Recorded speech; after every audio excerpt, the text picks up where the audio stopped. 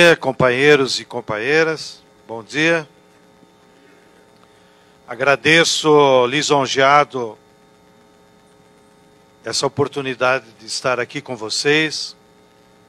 Cumprimento o esforço do FinCENG, que já vem promovendo esses debates a nível nacional, são muito importantes. E certamente os próximos tempos exigirão de todos nós uma reflexão e contribuição cada vez mais aprofundada sobre os rumos do nosso país. Nessa parte que me toca, queria trazer algumas reflexões para os companheiros e companheiras, que é compartilhando com vocês ideias e debates que nós temos feito em vários âmbitos dos movimentos populares.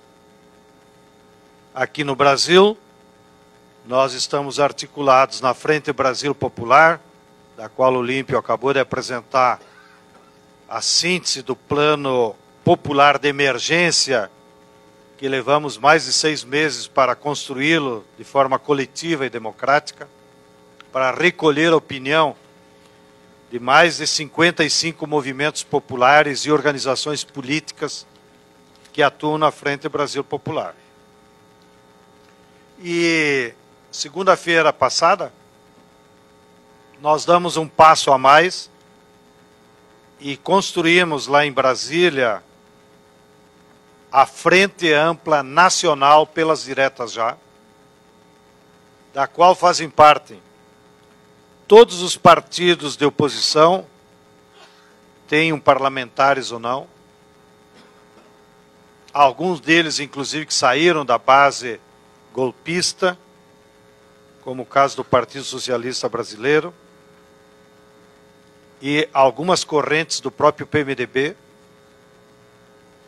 que apoiaram os golpistas e agora estão conosco, e todas as centrais sindicais, e aqui quero fazer referência também à adesão da Força Sindical e da UGT, porque elas apoiaram o golpe, e agora estão arrependidos e estão conosco pelas Diretas Já. Todas as denominações religiosas da nossa sociedade, mais de 55 igrejas cristãs tradicionais, evangélicas, de matriz africana, e todas as grandes entidades nacionais, e as duas frentes dos movimentos populares, que é a Frente Brasil Popular e a Frente Povo Sem Medo. De maneiras que acho que estamos repetindo esse amplo arco de alianças que conseguimos em 84, fazer aquela campanha que, ainda que não tenha conquistado no parlamento as Diretas Já, naquela época, mas conquistou a democracia nas ruas. E agora a próxima tarefa é justamente isso, dialogar com outras forças, com os governadores, prefeitos, para nós ampliar ainda mais essa frente ampla e podermos, nas próximas semanas, promovermos uma sequência de atos públicos, políticos e culturais no maior número possível de cidades e, sobretudo, nas capitais. Para, com isso, nós conseguir ir criando um caldo de cultura política que nos leve a levar os milhões necessários para as ruas. Nós ainda estamos num patamar baixo para representar pressão sobre os golpistas. Bem, mas, informe à parte, então o que eu queria compartilhar com vocês são algumas reflexões que, sem fugir da minha responsabilidade pessoal, acredito que são mais ou menos coletivas nesses âmbitos de qual nós temos participado. E, inclusive, em alguns fóruns internacionais que estamos envolvidos. Fundamentalmente, nós temos uma articulação de movimentos populares em diálogo com o Papa Francisco. E temos uma outra construção de uma articulação internacional, que vamos fazer agora em novembro em Caracas, uma Assembleia Mundial de Movimentos Populares e Forças Políticas em defesa de projetos anti-imperialistas, anticapitalistas, discutindo os dilemas que a humanidade está enfrentando. E aqui, nesse espaço tão importante, eu queria trazer duas ideias fundamentais para me manter no tempo e todos nós podermos participar desse debate. Primeiro, que há uma crise econômica instalada no Brasil e no planeta. E essa crise tem suas raízes no modo capitalista de funcionar. Essa crise apareceu lá por 2008, com aquele estouro da bolha financeira, e depois, como um tsunami, ela foi se espraiando por todo o continente. E nós que estamos na periferia do sistema capitalista, acabamos, inclusive, de sofrer um impacto maior do que estão no centro do capitalismo. Porque, apesar dos avanços sociais que nós tivemos no governo Lula e Dilma, a economia brasileira nunca deixou de ser uma economia dependente. E, a rigor, quem coordena e manda na economia brasileira, infelizmente, é o capital financeiro e as grandes empresas transnacionais que dominam os principais polos de produção de riqueza do nosso país e acumulam essa riqueza e a levam para o exterior. Então, na periferia, economias como o Brasil sofreram um impacto ainda maior. Porque cada vez que há uma crise do capitalismo como modo de produção, o que as grandes empresas fazem é justamente isso. É irem para a periferia, onde estão as suas filiais, onde estão seus governos subalternos, e nos impõem condições ainda mais draconianas para aumentar a exploração das riquezas, seja ela fruto do trabalho, seja ela da exploração da natureza. E é isso que nós sofremos de 2008 para cá. Num primeiro momento, o governo Lula segurou no tranco, como se diz no popular, os efeitos da crise, quando ele pegou 100 bilhões que estavam destinados pelo superávit primário aos bancos, para pagar juros da dívida interna, e ele destinou para o BNDES e mandou o Coutinho aplicar tudo em projetos na indústria. Da mesma forma, pegou um monte de dinheiro lá do Fundo de Garantia e outros fundos, botou na Caixa Econômica e mandou a Maria Fernanda construir Casa Popular. Esses dois movimentos de uma política econômica em defesa da nossa economia segurou a crise até 2013. Porém, em 2013, ela eclodiu com mais força. E nós, a rigor, estamos, os últimos 5 anos, tecnicamente, numa situação de recessão, em que o PIB não cresce. E, além do PIB não crescer, os setores mais dinâmicos da nossa economia estão em crise. Sobretudo, a indústria, a construção civil e a agricultura familiar. Bem,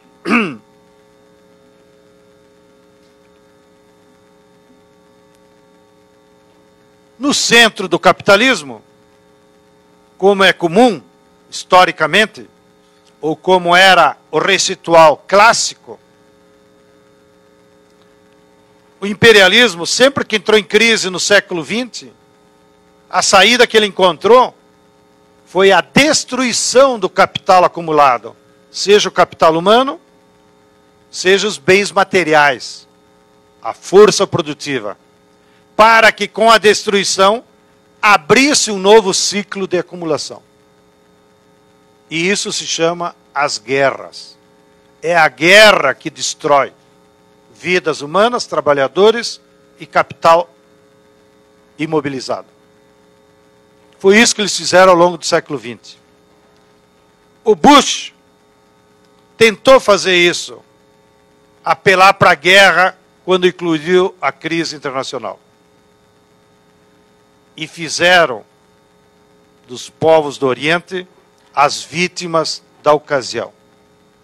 Invadiram o Afeganistão, o Iraque, acabaram com a Líbia e agora estão acabando com a Síria. Porém, qual é a lição dessa tragédia? É que apesar do capital imperialista ter apelado de novo para a guerra, ela não resolveu o problema da crise do capitalismo. E isso colocou impasse para eles. Eles não estão sabendo, do ponto de vista da lógica de acumulação deles, como sair dessa crise. E por isso que estão aumentando a sua sanha contra nós. Na última reunião que eles fizeram, o SOS deles, lá em Davos, onde eles reúnem todos os 500 maiores empresários do mundo, eles debateram isso. E aí, qual é a saída? O Stiglitz, que não é nenhum revolucionário, nem marxista, é um economista da corrente keynesiana, ele foi lá e disse para eles, ó, a única maneira de vocês saírem dessa crise, se quiserem um conselho meu, prêmio Nobel da economia, é estatizem os bancos, como forma de recuperar o capital acumulado que hoje só funciona em torno dele mesmo na especulação. E é através da estatização desse capital que é social, reinvesti-lo então na indústria, na agricultura, na construção, ou seja, em soluções concretas da população. Parece que eles não gostaram da ideia. Imagine se nós aqui colocassem aí nas nossas propostas estatização de todo o sistema financeiro. Iam chamar nós de comunista, de louco, né? Mas como Stiglitz é um prêmio Nobel keynesiano, eles tiveram que respeitar. A segunda proposta que eles discutiram foi que eles podem apelar para o que eles estão chamando quarta revolução industrial, tecnológica. Porém, os ideólogos desse aceleramento do aumento da produtividade do trabalho, como forma deles aumentarem a mais-valia e, portanto, a acumulação, avisaram aos empresários, essa saída é viável do ponto de vista do capital. Porém, ela vai jogar na calçada 70 milhões de operários industriais. Estão dispostos? Eles estão pensando sobre isso até agora. Então, o que se nota é que eles aumentaram a pressão sobre a periferia. E por isso eles precisam aumentar a exploração sobre o nosso trabalho e aumentar a exploração sobre os bens da natureza. E é aí que entra a palavra soberania. Eles estão numa sanha incontrolável para se apropriar, não só aqui no Brasil, na América Latina e no mundo inteiro, dos bens da natureza que há. Seja energia elétrica, seja minérios, seja o petróleo e agora até as terras e a sua biodiversidade. Porque eles compreenderam aquilo que a Rosa Luxemburgo já tinha nos avisado desde o início do século passado. que os capitalistas, quando se apropriam de forma privada dos bens da natureza, os transformam em mercadoria e botam lá no mercado, é a forma de obtenção mais rápida das maiores taxas de lucro extraordinário. Porque essa água lá na natureza não vale nada, ela não é fruto do trabalho. Então, quanto custa para a Nestlé botar... Essa aqui é da Coca-Cola. Quanto custa para a Coca-Cola botar no mercado? O transporte e o invólucro. Essa embalagem aqui deve custar 1 centavo, segundo os petroleiros nos disseram. Porém, tirado lá da natureza e botado no mercado, eles nos vendem a R$5. Não há fábrica no mundo que dê uma taxa de lucro tão grande quanto essa apropriação dos bens da natureza. E é isso que eles estão fazendo contra nós. Tratando de, a partir do golpe, se apropriar do maior volume possível que eles possam. Começaram com o pré-sal. É muito significativo que o Aloysio Nunes, no outro dia do golpe, dia 18 de abril, correu lá falar com a Hillary Clinton para prestar conta. Ó, conseguimos, agora o pré-sal vai ser de vocês. É por isso que eles estão acelerando a reforma no Código de Mineração. É por isso que querem privatizar as terras brasileiras. E ainda afrontando a inteligência brasileira, quando disseram, vamos colocar limites. Vai ser só até 200 mil hectares. Mais que isso vai ser proibido. Ora, 200 mil hectares, tu compra o município inteiro, com o padre, o bispo, né? E dos grandes. Bem, o segundo ponto, em 3 minutos, que espero que os outros companheiros me ajudem a trazer. Nós estamos com uma crise, que também é mundial, da forma do Estado funcionar. Esse Estado, da qual a esquerda, inclusive, e a classe trabalhadora está acostumado a lutar, da qual houveram, inclusive, revoluções populares, que começou com a Revolução Russa, mas antes tínhamos perdido na Comuna de Paris e na Revolução Alemã. Esse Estado burguês, ele foi gestado pela burguesia industrial no século XVIII para organizar as relações sociais de produção de uma maneira que estabilizasse e garantisse legitimidade para a burguesia industrial acumular riqueza e não houver guerra civil. Esse Estado, como foi gestado pela burguesia industrial, acabou. Por quê?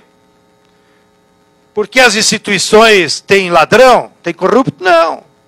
É porque, no fundo, quem domina hoje a economia e a sociedade é o capital financeiro.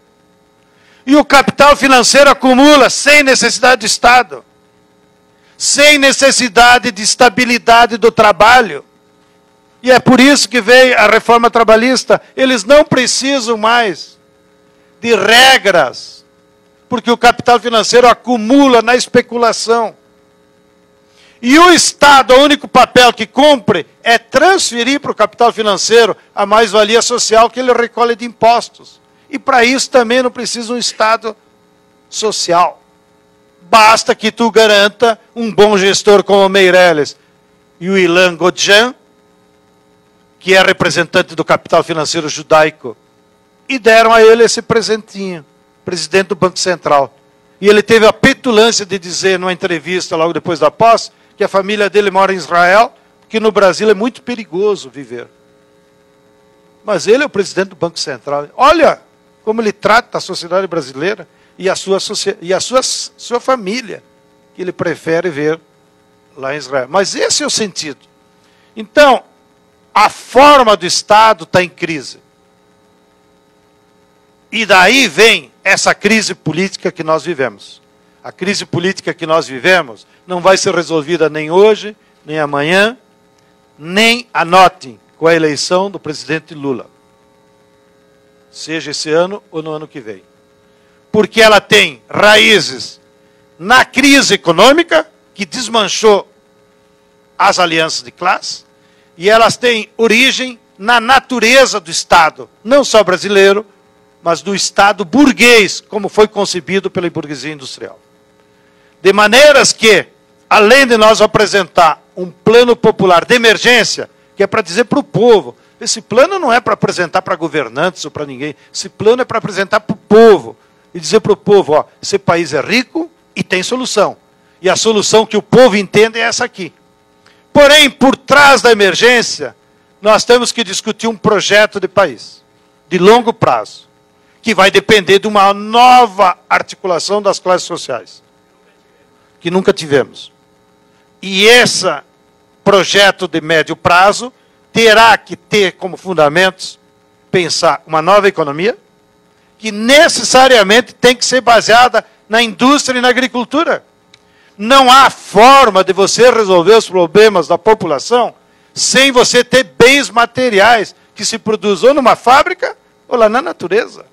Não há milagres para você resolver problemas de povo. E esse milagre não é o capital financeiro, que é o que domina. E o Estado tem que ser reformado. Não basta uma reforminha política de decidir regras de como nós vamos eleger.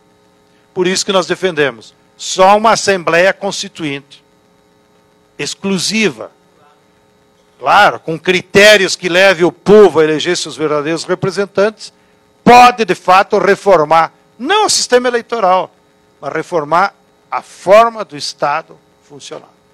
Essas são algumas reflexões para o nosso debate. Muito obrigado.